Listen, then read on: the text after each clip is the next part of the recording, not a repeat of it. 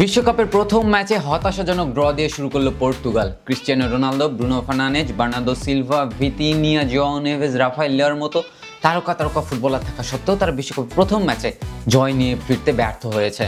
DR কঙ্গোর বিপক্ষে তারা 90 minute শেষে 1-1 গোলের সমতায় মাঠ ছেড়েছে। ডেমোক্রেটিক রিপাবলিক কঙ্গো, যারা কিনা 1974 বিশ্বকাপের পর দীর্ঘ 52 বছর পর আবারও বিশ্বকাপে ফিরেছে এবং বিশ্বকাপে ফিরেই তারা তাদের প্রথম ম্যাচ পর্তুগালের বিপক্ষে খেললো এবং পর্তুগালের বিপক্ষে 1 পয়েন্ট ছিনিয়ে নিয়ে গেল। এই বিশ্বকাপে মোটামুটি দেখা যাচ্ছে আফ্রিকান দলগুলো একটু বেশ সমস্যায় ফেলছে ইউরোপিয়ান বড় দলগুলোকে। ম্যাচের শুরুতেই পর্তুগালের হয়ে জোয়াও নেভেজ পর্তুগালকে এগিয়ে দিলেও সেই লিড ধরে রাখতে পারেনি পর্তুগালরা।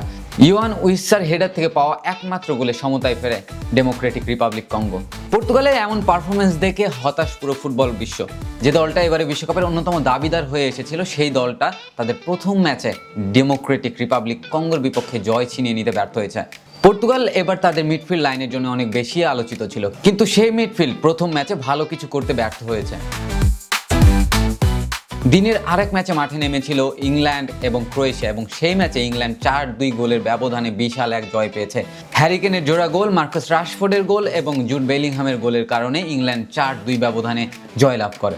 যদিও এবারের বিশ্বকাপে ইংল্যান্ড সেরকমভাবে আলোচিত ছিল না, কিন্তু আজকের ম্যাচ দেখার পরে যে কেউই তাদেরকে হট ফেভারিটের তালিকায় অবশ্যই রাখবেন।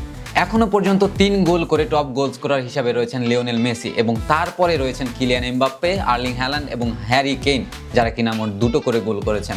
তবে বিশ্বকাপের প্রথম ম্যাচ দেখার পরে যে কেউই আর্জেন্টিনা, ফ্রান্স এবং ইংল্যান্ডকে বিশ্বকাপের দৌড়ে এখনো পর্যন্ত এগিয়ে রাখবেন। 2018 বিশ্বকাপের ফাইনাল এবং 2022 বিশ্বকাপের সেমিফাইনাল খেলা ক্রোয়েশিয়া আজকের ম্যাচে কোনো ধরনের পাত্তাই পায়নি। যদিও প্রথমার্ধে 2-2 গোলের সমতাই শেষ করেছিল দুটো দলই, কিন্তু সেকেন্ড হাফে এসে ইংল্যান্ড আরও 2টি গোল করে ব্যবধান বাড়ায়।